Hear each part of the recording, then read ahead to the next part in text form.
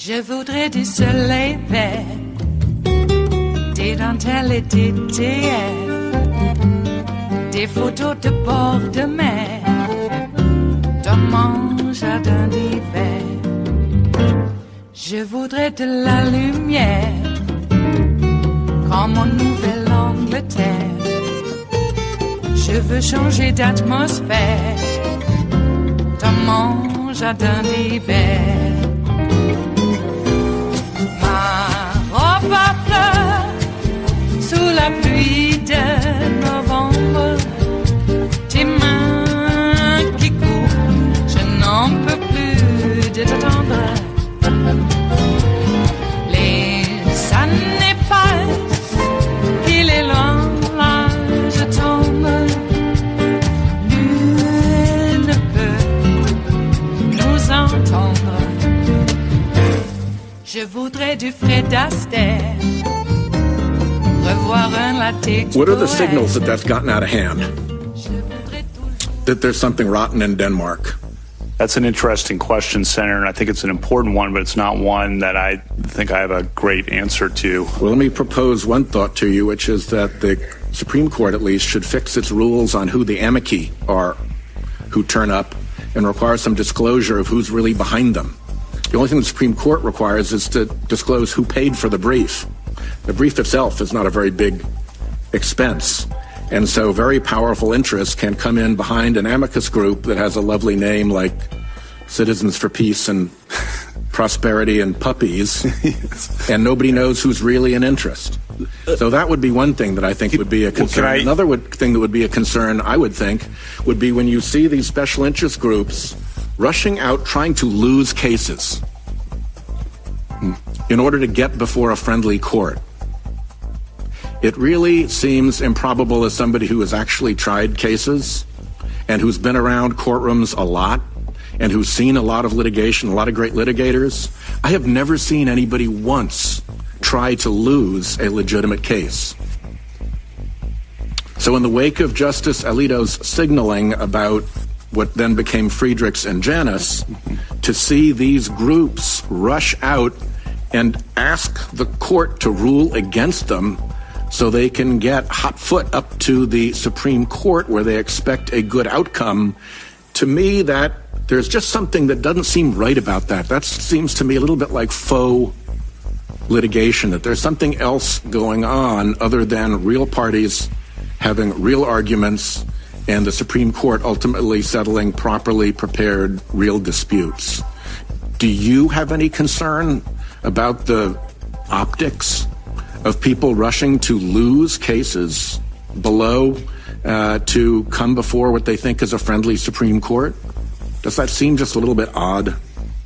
I'll acknowledge, Senator, I'm not entirely familiar with that phenomenon. I would be interested in more. I might follow up with you with a question for the record to get your more deliberate thoughts about it. And on your amicus thought, I'm interested in the specifics of your proposal, and certainly, if confirmed, I would. Because here's the concern. You know perfectly well that the court depends on, as much as anything, on its reputation. You don't have a purse and you don't have an army. Yeah. You stand on your reputation in the judiciary. And you must not only act justly, but be seen to act justly. And what I've laid out is a scenario in which very big special interests have a significant role in funding the group that I believe, and much reporting says, is responsible for getting you to the top of the greasy pole of nominee selection. And that the same funders are behind the Judicial Crisis Network operation that is politically pushing for you.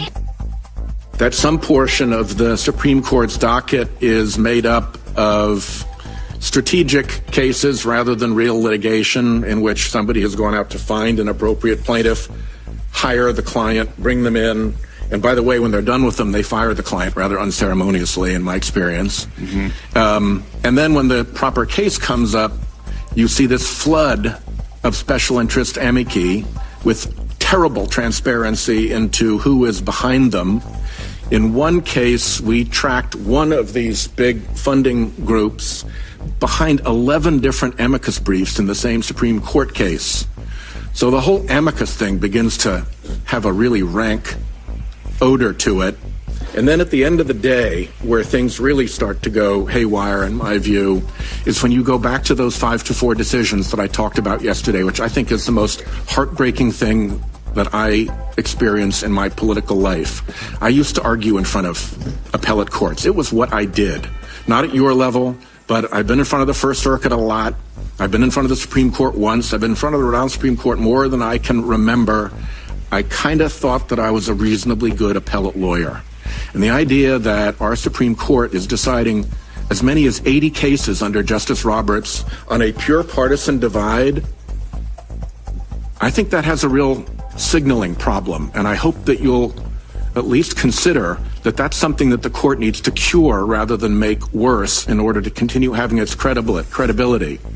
I think 80 cases in which all the Republicans go one way and can't bring a single Democrat appointee with them, that's a tough data point. And then when you look at that tough data point and you see that more than 90% of those cases, if you look behind at the outcome, it had a big, one of the interests that I mentioned that are very, very important to big special interests that were implicated. And then when you look at the win-loss rate in those cases, and it's 100% for this crowd of big special interests. And then here's where you come in at the end. This is the Roberts 5 majority in those 5-4 cases where these conservative groups have come in to make their pitch. They have won 92% of the time in those 5-4 cases. If you figure they're throwing a couple of long balls, you know, like Hail Marys, and maybe that's the 8%, that's a hell of a record. And then if you look at your record on the D.C. circuit where these conservative groups come in, you line right up. 91%, 92%.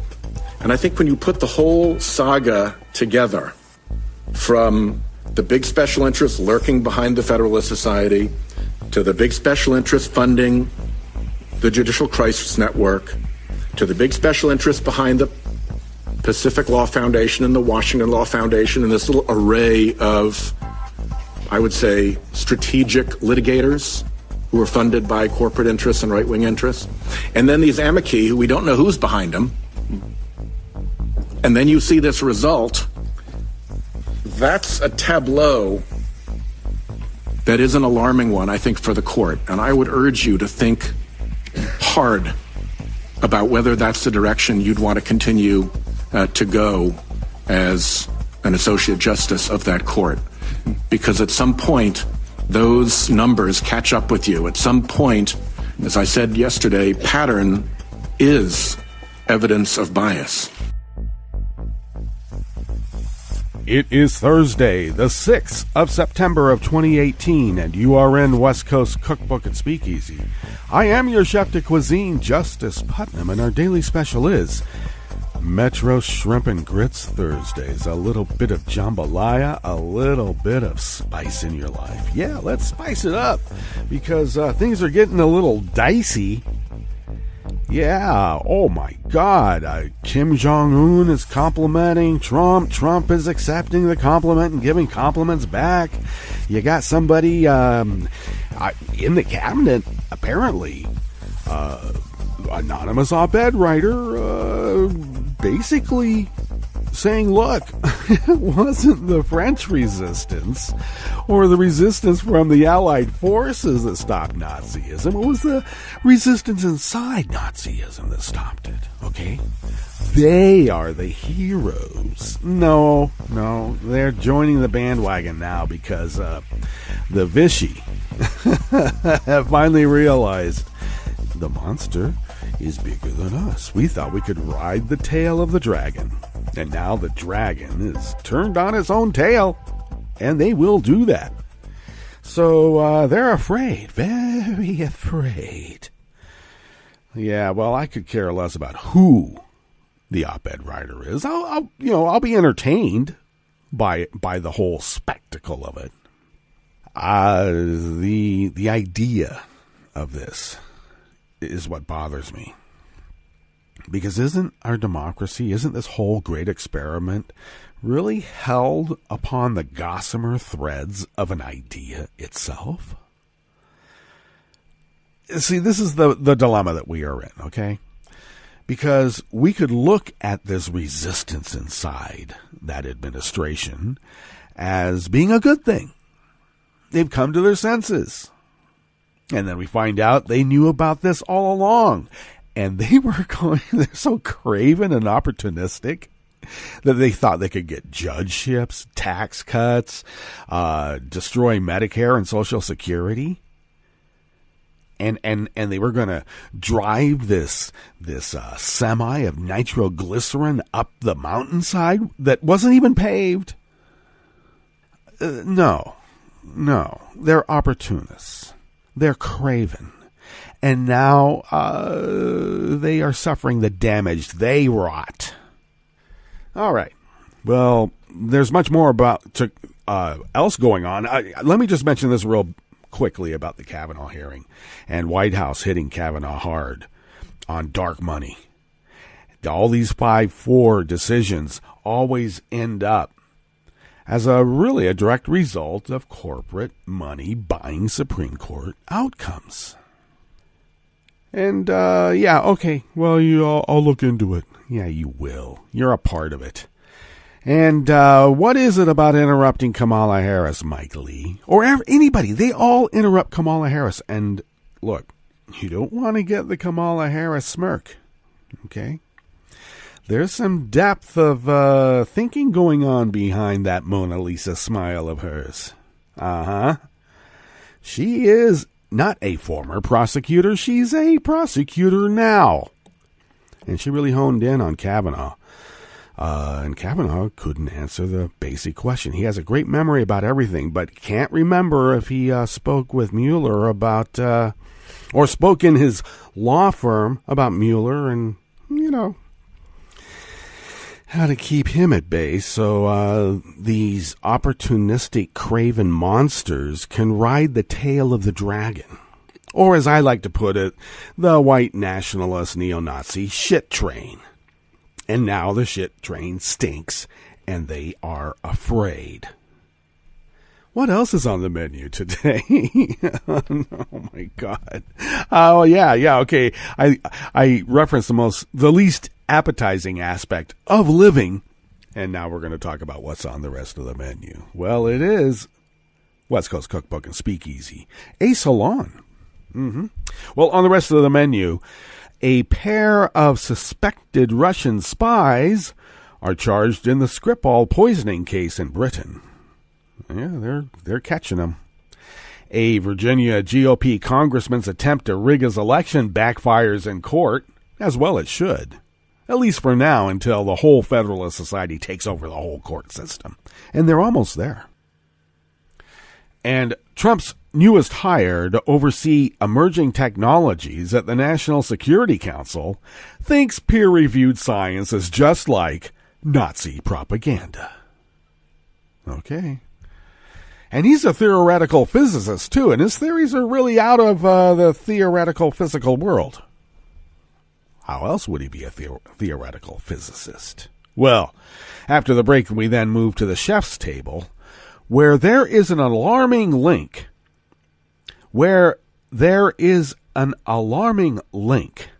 between the increase in despair deaths and the counties that voted for Donald Trump. And Nike's new Kaepernick campaign reveals its target market doesn't find the mix of message and commerce to be controversial. All that and more on West Coast Cookbook and Speakeasy. Bon appetit.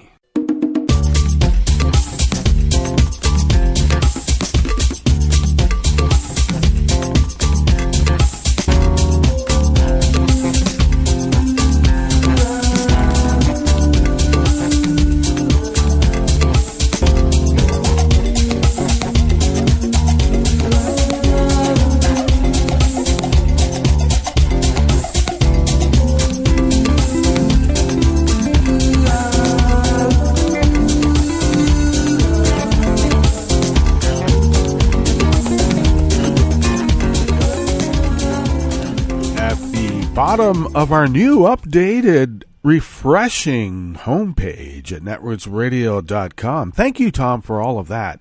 And do check it out, folks, at netrootsradio.com. Well, after you go through all the various, I consider it uplifting parts of the homepage, the links that go to making sure that you're registered to vote and registering to vote. Thank you, Tom, for all of that. Well, also at the bottom of our homepage, you will notice the link to the chat room, and that is monitored by Kelly Lincoln, and she is still finalizing her hardware, software upgrade, so if you could go to her directly and maybe throw a bit of money her way so she can do that. I know it's almost like a broken record, but she needs some help, okay? Please. All right, please. Though I should add that she and Ricky will have a show. They've figured out some technologies in which they can produce a show for the Roundtable Roundhouse Power Hour on Saturdays. So do tune into that. And do help Kelly if you can. If you take a gander over to the leftish of the homepage, at netrootsradio.com there, from the chat room link at the bottom of the page, of course, are the contribute donate buttons, and that is an integral part to the whole of the station functioning, because the resistance still pays our bills. The real resistance. We're not the resistance inside the grifter mansion. I mean, come on. Those people aren't resistors. They're Vichy who think that they better get on the right side damn quick. Well, regardless, thank you for your generosity. It is wholly embraced, and the lights are blinking, so thank you for that. You can follow Netroots Radio on Twitter at Netroots Radio. Check us out over there on Facebook, and you can follow me on Twitter at Justice Putnam. And I post the show notes and links diary on Daily Co's, where I can be found as Justice Putnam. Follow the show on Facebook, and of course we're over there at West Coast Cookbook and Speakeasy. And you can also follow us on Twitter. A little bit of a difference here, because we can be found at Cookbook West. Okay. And you can pick up podcasts of the show by way of iTunes, TuneIn, Stitcher, Spreaker, YouTube, etc., etc., etc. Okay, first offering here in the Bistro Cafe, part of West Coast Cookbook and Speakeasy, Metro Shrimp and Grits Thursdays. A little bit of jambalaya, a little bit of spice in your life. Oh, yeah. I should add, I'm not really into the rum drink so much. I'll drink a rum drink or two, but give me the French 77. That crosses all borders. All right. Okay, these two guys, Alexander Petrov and Ruslan Borsharov. Okay. This is Luke Barnes out of Think Progress brings us this. British police have charged 2 Russian nationals with the attempted murder of Sergei and Yulia Skripal, a former Russian spy, and his daughter, who were poisoned with the nerve agent Novichok in the English town of Salisbury just last February. The Crown Prosecution Service says that it charged the 2 Russians who traveled to the UK under the names of Petrov and Borsharov with conspiracy to murder the Skripals, as well as Detective Sergeant Nick Bailey, a police officer who fell ill after being exposed to the nerve agent. Well, he has since recovered. They have also been charged with the grievous bodily harm against D.S. Bailey and Yulia Skripal. It is believed that the pair, likely using aliases, flew into London on an Aeroflot flight on Friday, March 2nd, before taking a reconnaissance trip to Salisbury. They returned to the town on Sunday, where they are believed to have contaminated the front door of the Skripals' property. Afterward, they immediately went to Heathrow Airport and flew out of the country. According to police, a specially designed perfume bottle, Nina Ricci's Premier Jour, was used to smuggle the Novichok into the country. The nozzle had been specifically altered, and the Metropolitan Police Assistance Commissioner, Neil Basu, described it as a perfect delivery method for the attack against Skripal's front door. In Parliament on Wednesday, Prime Minister Theresa May said that Petrov and Bolsharov likely worked for the GRU, Russia's military intelligence agency. She added that the operation would almost certainly have had to be approved by senior figures within the Russian state. Now, she put an S on senior figures. As far as I know, there's only one Vladimir Putin. And that's the only figure that matters when any of these decisions are made. They don't have sergeants that can go out in the field and make decisions on their own. No, they got to get an okay from Big Dad Vlad. Okay? Russia will not extradite its nationals for prosecution, so British prosecutors are currently working on applying for European arrest warrants and an Interpol red notice in case the pair ever leave Russia. Even Basu, however, admitted that it was extremely unlikely the pair would be arrested in the foreseeable future. The Kremlin, unsurprisingly, completely denied the British government's charges. The names as well as the photos published in the media mean nothing to us.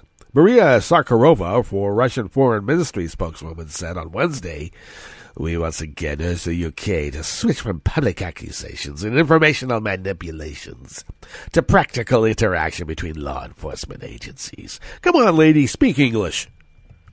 But both Sergei and Yulia Skripal are continuing to recover from their attempted assassination, a process Yulia described as slow and extremely painful.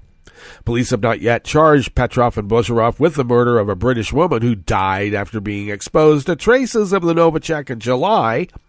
In response to the attack, the U.S. has announced fresh sanctions on Russia for violating chemical weapons treaties, while the U.K. expelled Russian intelligence officials from its London embassy, a move which 14 other European states, as well as the U.S., followed suit on.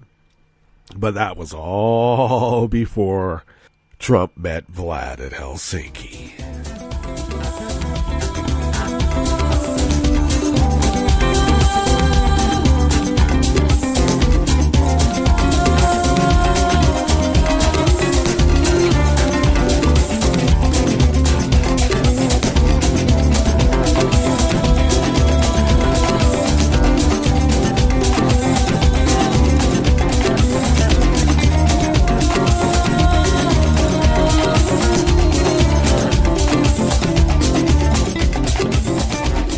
Oliver Willis of Share Blue Media brings us this next offering here at the Bistro Cafe, part of West Coast Cookbook and Speakeasy.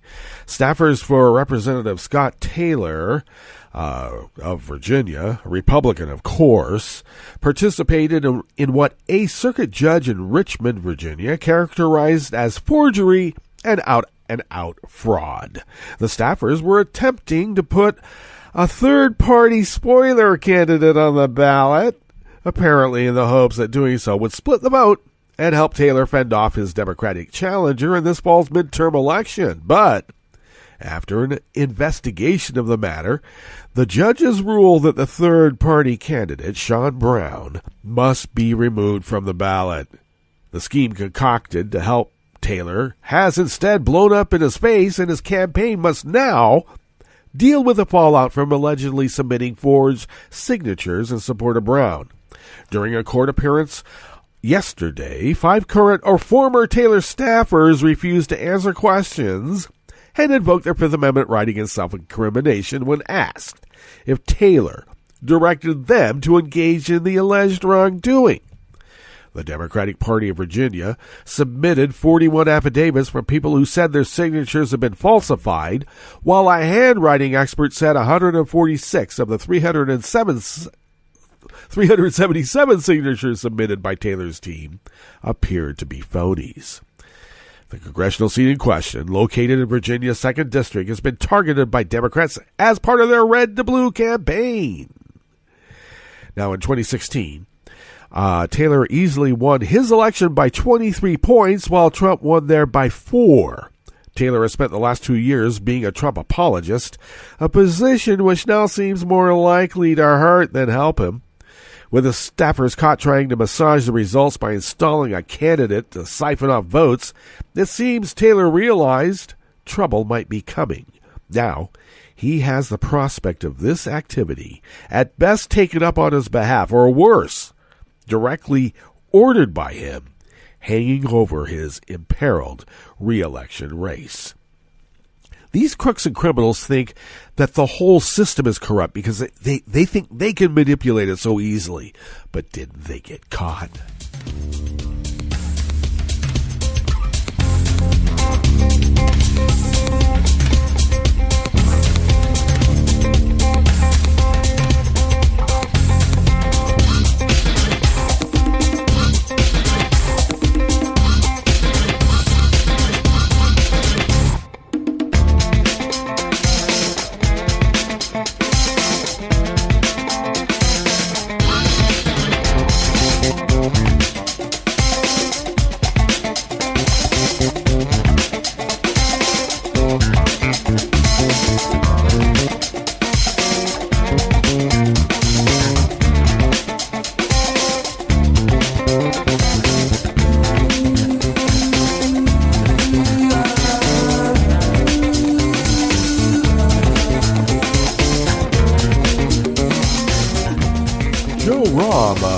Progress brings us this last offering here at the Bistro Cafe, part of West Coast Cookbook and Speakeasy.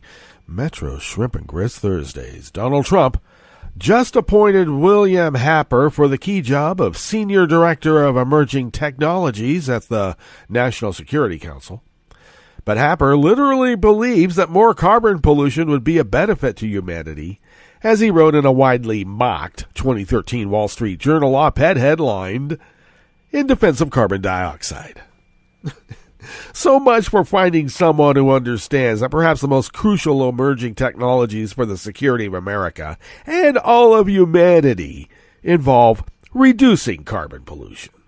Sadly, this continues the trend of this administration, ceding the biggest job-creating sector of the next few decades, clean energy, to the Chinese and Europeans, who are betting tens of billions of dollars on it. Happer, a Princeton theoretical physicist, is one of the most extreme climate science deniers and someone who directly compared the overwhelming scientific consensus that carbon dioxide causes global warming to Nazi propaganda. "This is George Orwell. This is the Germans are the master race. The Jews are the scum of the earth. It's that kind of propaganda," Happer told the Daily Princetonian in 2009. "Carbon dioxide is not a pollutant. Every time you exhale air that has 4% carbon dioxide. To say that that's a pollutant just boggles my mind. We used to be science, and now it's been turned into a cult." Okay, how about you put your head in a plastic bag and keep breathing that carbon dioxide out and see if it helps you? What an idiot. In 2014, he told CNBC, "The demonization of carbon dioxide is just like the demonization of the poor Jews under Hitler. Carbon dioxide is actually a benefit to the world. And so were the Jews." He's comparing the Jews to carbon dioxide, which is a known poison. He's the theoretical physicist. He's been tasked to theorize about those theories that most of us would consider to be, pretty wacky. But, I don't know, maybe he's an Einstein. It looks, though, that he's been funded by the George C. Marshall Institute and the Koch brothers, so we know where they're coming from. They think carbon dioxide will terraform the world and they'll be able to live in their nice little bubble. Let's get to our break, and we'll come back, and we will go through weather from around the world and finish up with the stories that we have curated for you today. You are listening to West Coast Cookbook and Speakeasy, and we will be right back. You are listening to netrootsradio.com. Please hang up and try again.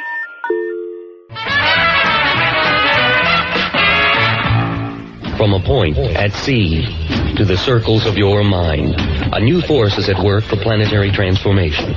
New radio for a new Earth.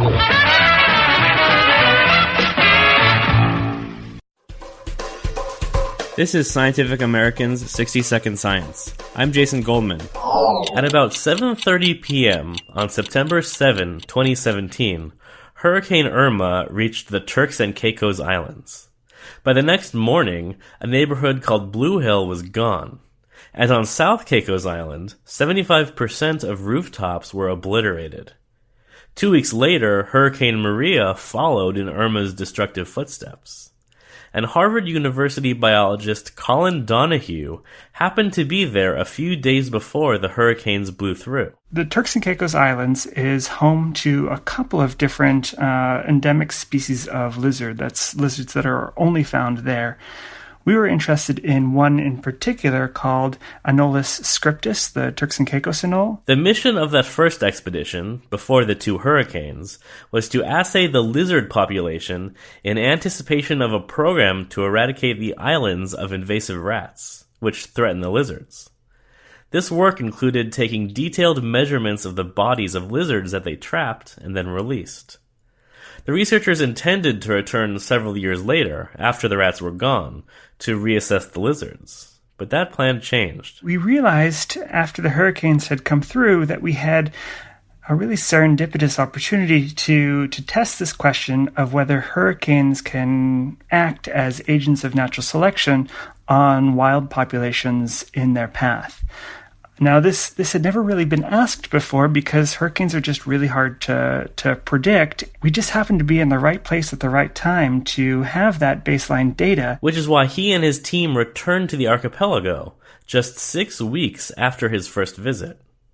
They expected that lizards with longer limbs and larger toe pads would be the ones better able to cling to trees, and therefore more likely to survive the storms. And they were almost right. Longer front legs and larger toe pads indeed helped, but shorter hind limbs were actually better. The results are in the journal Nature. To figure out these counterintuitive findings, the researchers conducted an experiment in a hotel room. They rounded up some lizards, gave them a perch, and then used a leaf blower to mimic the effects of high winds. They set up a net to catch any lizards that lost their grip.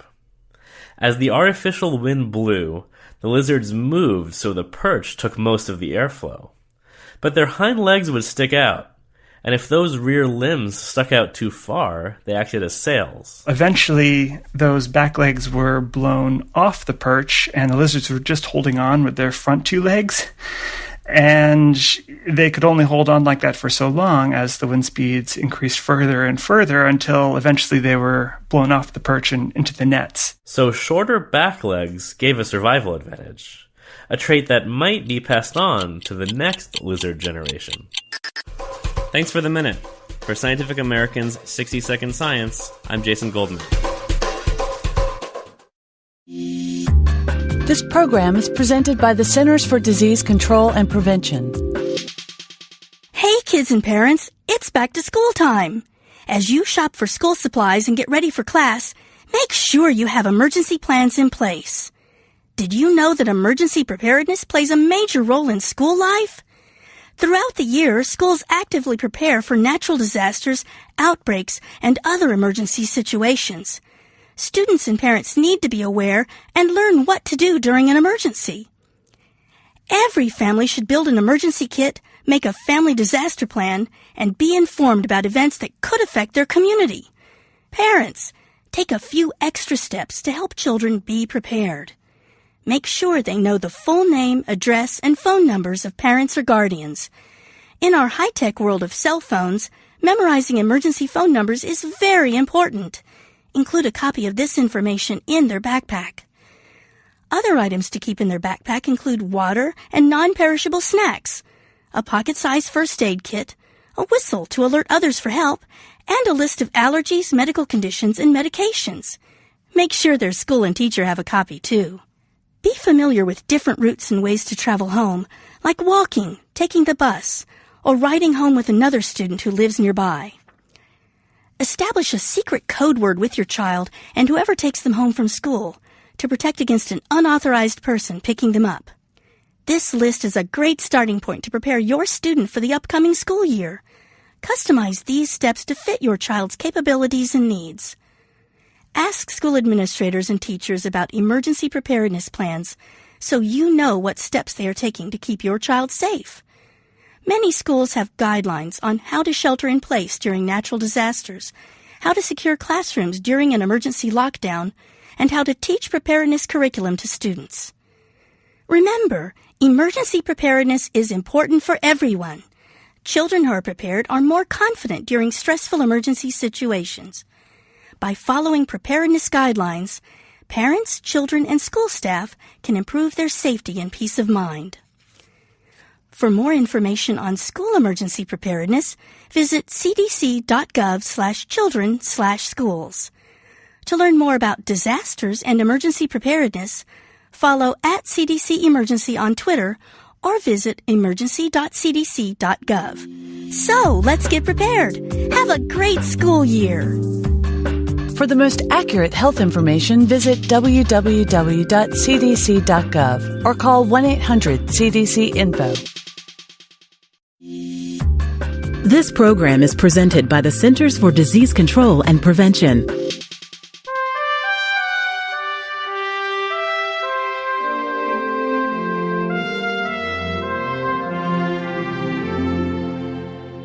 Welcome to A Cup of Health with CDC, a weekly feature of the MMWR, the Morbidity and Mortality Weekly Report.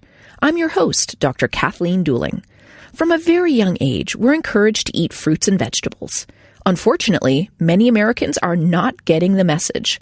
Dr. Seung-Hee Lee Kwan is with CDC's National Center for Chronic Disease Prevention and Health Promotion. She's joining us today to discuss the importance of eating enough fruits and vegetables. Welcome to the show, Seung-Hee. Thank you for having me. Seung-Hee, what is the recommended amount of fruits and vegetables? The federal guidelines recommend that adults consume at least 1.5 cups to 2 cups of fruit and 2 to 3 cups of vegetables each day. This is for adults who get less than 30 minutes of physical activity a day. Adults who are more physically active need more calories and thus should be eating more fruits and vegetables. 1 cup is about 12 strawberries or 1 large tomato. How many people consume the recommended amount of fruits and vegetables? We found that very few adults are getting enough fruits and vegetables. Just 12% are eating the recommended amount of fruits, and less than 1 in 10 eat enough vegetables. And consumption is lower among men, young adults, and adults living in poverty. Why is eating a diet rich in fruits and vegetables so important? Eating a diet rich in fruits and vegetables can help with 3 things. 1, it can reduce the risk of many leading causes of illness and deaths, such as heart disease, type 2 diabetes, some cancers, and even obesity. It can also add important nutrients that are commonly missing in Americans' diet. And it can help with weight management if adults consume fruits and vegetables instead of other calorie-dense foods. How can we meet the recommended daily intake of fruits and vegetables? Try to fill half of your plate with fruits or vegetables at each meal or every eating occasion. Making fruits and vegetables the focal point of your meal will help you meet your recommendations. For example, recent studies have shown that adults get most of their fruit during breakfast and snacks. So you can try adding berries to your morning oatmeal or grab a piece of fresh fruit as an afternoon snack.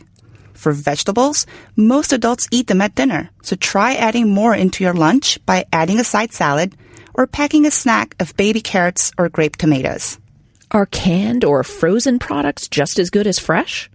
All forms of fruits and vegetables count towards meeting the recommendations. For the most health benefits, make sure that the fruits and vegetables you consume have a limited amount of salt, butter, sugar, or creamy sauces. When selecting canned fruits, choose the ones with lowest sugars. And for canned or frozen vegetables, choose those lower in sodium. Where can listeners get more information about eating a healthy diet? Listeners can go to cdc.gov/nutrition or choosemyplate.gov. Thanks, Seung-Hee. I've been talking today with Seung-Hee Lee Kwan about the importance of eating a healthy diet. Eating a diet rich in fruits and vegetables can help reduce the risk of many leading causes of illness and death and add important nutrients to your diet. Make sure you're eating enough. Until next time, be well. This is Dr. Kathleen Dooling for A Cup of Health with CDC. For the most accurate health information, visit cdc.gov or call 1-800-CDC-INFO. Welcome to 60 Second Civics, the daily podcast of the Center for Civic Education. I'm Mark Gage. The works of the Greek philosopher Aristotle were read and discussed by the American founders. Aristotle distinguished between what he called the right form and the corrupt form of government. Right forms, he wrote, are governed for the common good, but corrupt forms are governed for the private interests of the rulers. Aristotle wrote that the right form of government by a single person is a monarchy. The right form of government by a few people is an aristocracy, by which he meant the rule of the best. Finally, the right form of government by many people is called polity. The corrupt forms of government identified by Aristotle are tyranny, the rule of a single person, oligarchy, the rule of a few, usually wealthy people, and democracy, the rule of the many, by which he meant the poor. Aristotle described polity as a mixed form of government, or a mixed constitution, because it contains elements of democracy and oligarchy. Aristotle's view of the problem with democracy is that the poor, who are numerous, attempt to seize the wealth of the rich, who are few. But if a constitution can combine or mix the many poor with a lesser number of wealthy persons, then it can achieve stability. That's all for today's podcast, 60 Second Civics, where civic education only takes a minute. You can help stop the Trump agenda in its tracks. Make sure you're registered to vote. Go to rockthevote.org. And on November 6th, vote for Democrats up and down the ticket. This message, a public service from all the fine people of netrootsradio.com. Does or should the government closely monitor you if, while you are on an airplane, you use a computer or you fidget, or according to some government bureaucrat, you have a cold, penetrating stare? I'm Bill Newman, and this is the Civil Liberties Minute. We are talking about the Transportation Security Administration's, the TSA's, Quiet Skies program, a largely secret program that includes, according to a Boston Globe report, quote, extensive surveillance of domestic flyers who are not suspected of any crime and who are not on any terrorist watch list, but as noted, they might fidget or use a computer. On account of the TSA's Quiet Skies program, over 5,000 United States citizens have been subjected to intense monitoring on domestic flights since March. The result? Exactly none of these people, it was determined, posed any sort of risk. Indeed, dozens of air marshals have told the Boston Globe that the program not only tests the limits of the law, but is a waste of time and resources. And as Massachusetts Senator Ed Markey, a member of the Senate committee which recently held a hearing on the Quiet Skies program, said, quote, American travelers deserve to have their privacy and civil rights protected even 30,000 feet in the air. Quiet Skies is the very definition of Big Brother. The Civil Liberties Minute is made possible by the ACLU because freedom can't protect itself. From UN headquarters in New York, I'm Luke Vargas with your World in 2 minutes.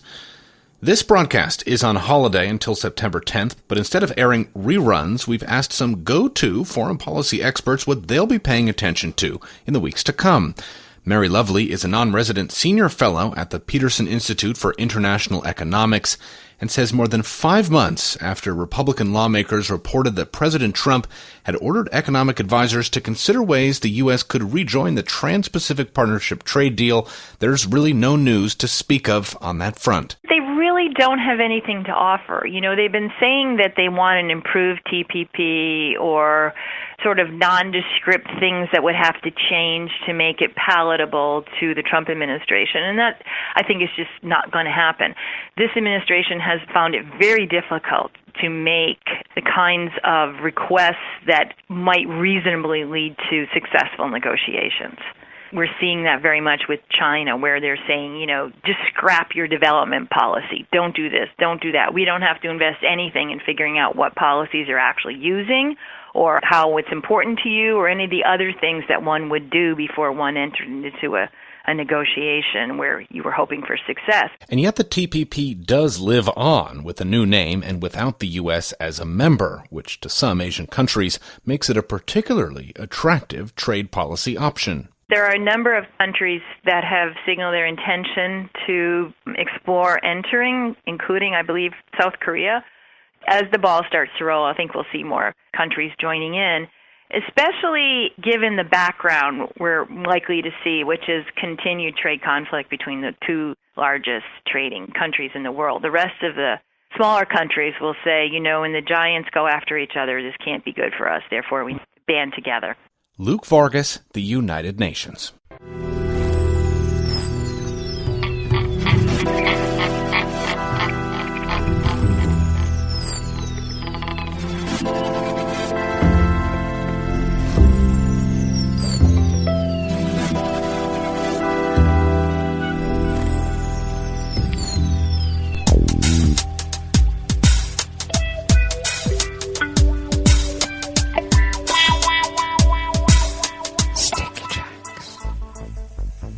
Thank you for accompanying us here to the Chef's Table of West Coast Cookbook and Speakeasy.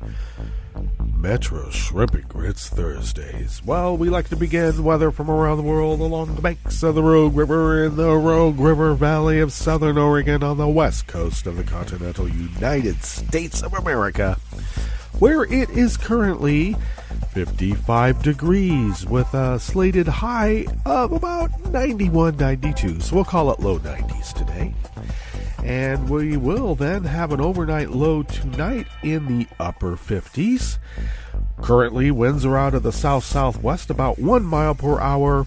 Will then shift out of the west-northwest in a couple of hours and increase at a clip of 5 to 10 miles per hour, continuing that clip till tonight or through tonight, and where it will then shift out of the north and will then continuing at that clip again as large machines are driving by the mothership right now.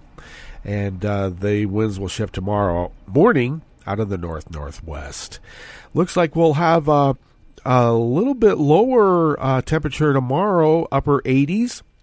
And it looks like we may have mid-80s weather over the weekend. Well, we like that. It looks like there's a trend of cooling coming in. I guess that means fall is upon us. Forecast shows no pollen in the air, but I don't know. I seem to be getting some sort of dust, maybe. Maybe it's only dust. But air quality, well, maybe that's the problem, because it's at 57 parts per million. Some smoke from the new fire coming out of the Shasta Range. Darn it, I thought we were going to be ended with our wildfires. What, they're going to go all year round now? Don't call it climate science. The daytime UV index is pegged at 6, which is considered high, but lower than it has been over the summer, and that's because we're into fall. Pressure is steady right now at 29.97 inches. I'm still hoping that low will break it up. Visibility is, though, up to 10 miles, and we're going to have sunny conditions throughout the day, throughout tomorrow, and through the weekend. Relative humidity is at 64%. All right. Weather from around the world is brought to you by People's Personal Weather Stations that they purchase. These people planted these purchase personal weather stations somewhere on their property, and these people positively live around the world. Okay. Still warm enough that we have to have open windows here. I don't like the air conditioning, so we're not going to have that on. So if there's a bit of noise in the background, we apologize. Okay, London is 69 degrees and partly cloudy. Paris is 70 degrees and cloudy. Rome is 81 and fair with a heat advisory. Kiev is 77 and fair. Kabul is 78 and fair. No wedding parties, you know why. All right. Heavy drone activity on those clear days. Oh, well, Hong Kong is 79 and partly cloudy.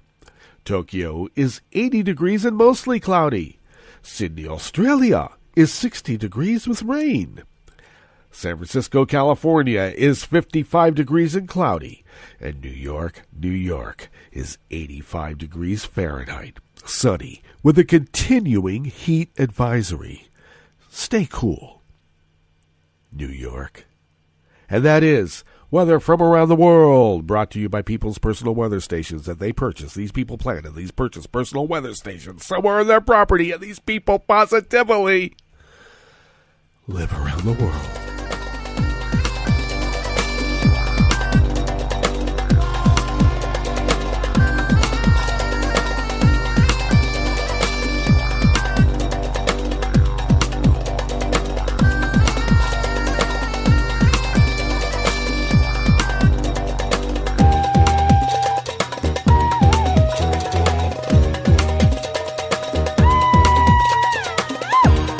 Nicole Carlos of Salon brings us this first offering here at the Chef's Table at West Coast Cookbook and Speakeasy Metro Shrimp and Grits Thursdays. The 2016 election brought to light a cohort of Americans whom activist Michael Moore tried to warn the country about before the 2016 presidential election.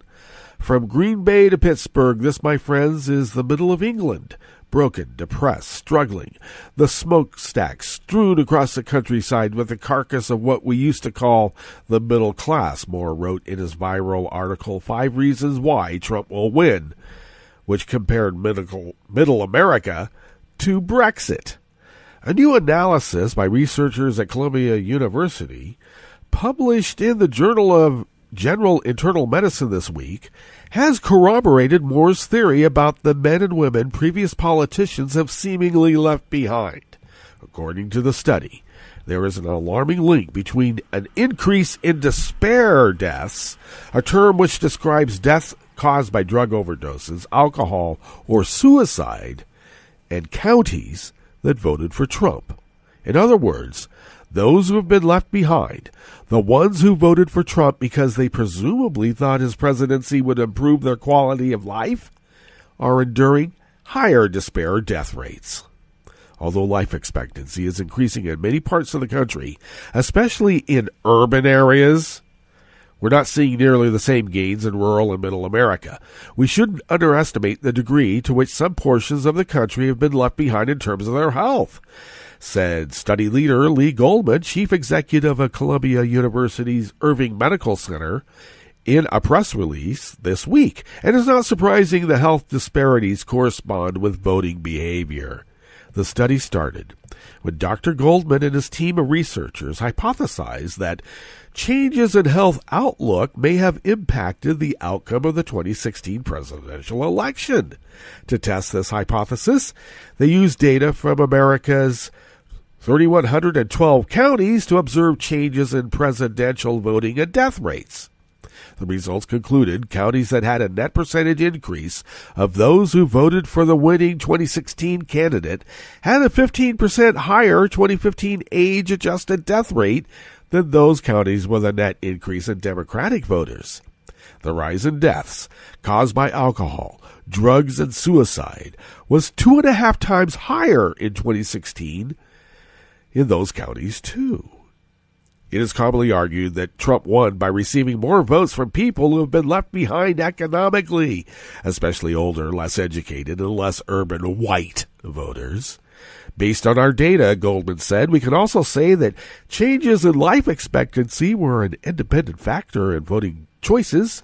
Reduced health prospects are an important marker of dissatisfaction, discouragement, hopelessness, and fear, sentiments that may have resonated with voters who sided with Trump. Of course, if we try to help those people, it's called socialism now, isn't it? They don't want our help. The correlation between population health and voting trends is indeed interesting, and one researchers can look to for ways in which public health crises could be mitigated. Regardless of your political persuasion, our paper suggests that if health disparities were important enough to influence presidential voting, they may have an even broader impact on our country's future than we had imagined. It also highlights how much work remains to reduce health disparities. And I might add, well, you know, if you hadn't fought against the ACA and all those Trump counties and states, well, you know, it was the black guy. And you don't take things from black people. That's just not done in proper white society.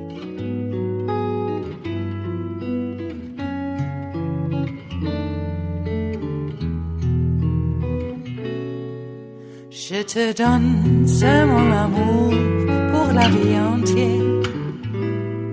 La promesse de me trouver à tes genoux. Aussitôt que tu m'appelles, rester toujours fidèle. C'est tout, c'est tout. Je te donne tous mes printemps, mes étés de mer. Mes automnes, quand les feuilles tombent partout. Si ce n'est pas une bonne affaire, je te donne tous mes hivers. Sam Fullwood of Think Progress brings us this last offering here at the Chef's Table of West Coast Cookbook and Speakeasy. Well, the symbolism of Nike's latest Just Do It campaign is undeniable and unmistakable. The Seattle-based shoe conglomerate is linking its business future arm in arm with black athletes who unapologetically leverage their fame for social justice activism. It's a new world. Remember when no one, white or black, dared raise their head, lest they lose their endorsement contracts? Over the weekend, Nike announced it was building a celebratory advertising campaign around former San Francisco 49ers quarterback Colin Kaepernick. Why is he not playing?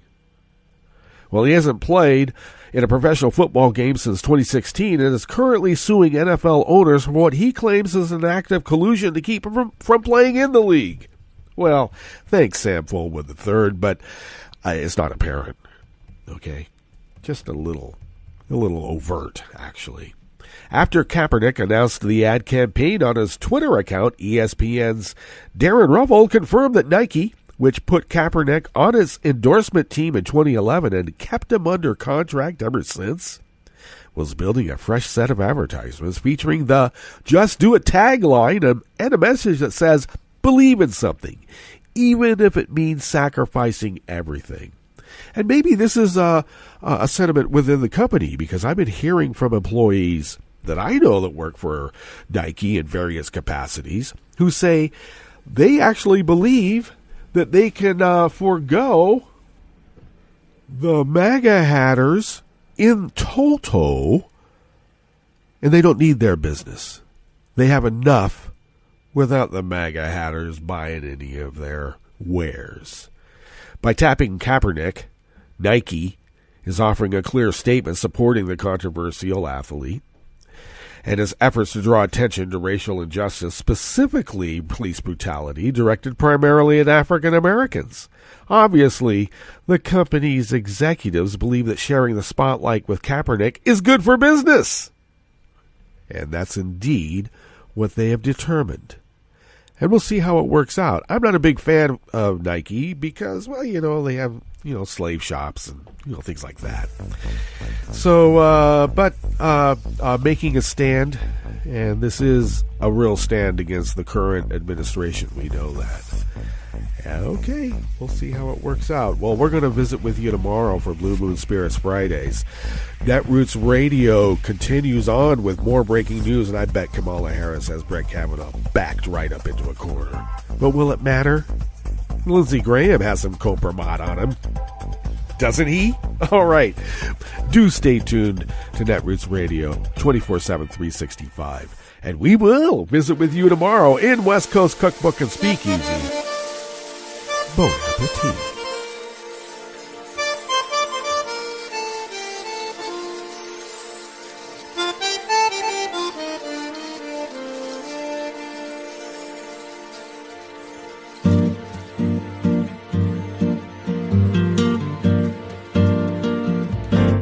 Je voudrais du soleil vert, des dentelles et des théâtres, des photos de bord de mer, dans mon jardin d'hiver.